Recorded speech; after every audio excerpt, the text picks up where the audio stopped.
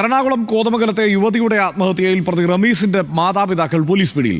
സേലത്ത് നിന്നാണ് ഇരുവരെയും പിടിയിലായത്.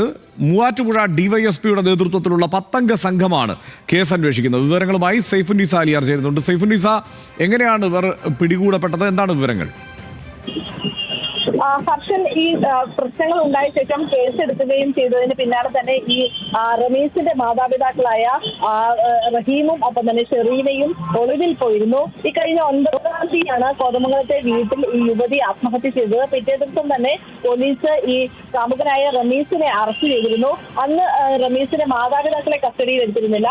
പിറ്റേ ദിവസം മാതാപിതാക്കളെ അന്വേഷിച്ച് പോലീസ് എത്തിയെങ്കിലും ഈ ഇവർ രണ്ടുപേരും ഒളിവിൽ പോയിരിക്കുകയായിരുന്നു. പിന്നീട് ഒരാഴ്ചയോളം ഒടുവിലാണ് ഇപ്പോൾ ഈ റഹീമിനെയും ഒപ്പം തന്നെ ഷെറീനെയും പോലീസിനെ കണ്ടെത്താൻ സാധിച്ചത്. ഇവർ തമിഴ്നാട്ടിലെ സേലത്ത് ഒളിവിൽ കഴിയുമ്പോഴാണ് ഇരുവരും പിടിയിലായത്. ഇവരെ ഉടനെ തന്നെ കോതമംഗലത്ത് പോലീസ് സ്റ്റേഷനിൽ എത്തിച്ച് വിശദമായി ചോദ്യം ചെയ്യും.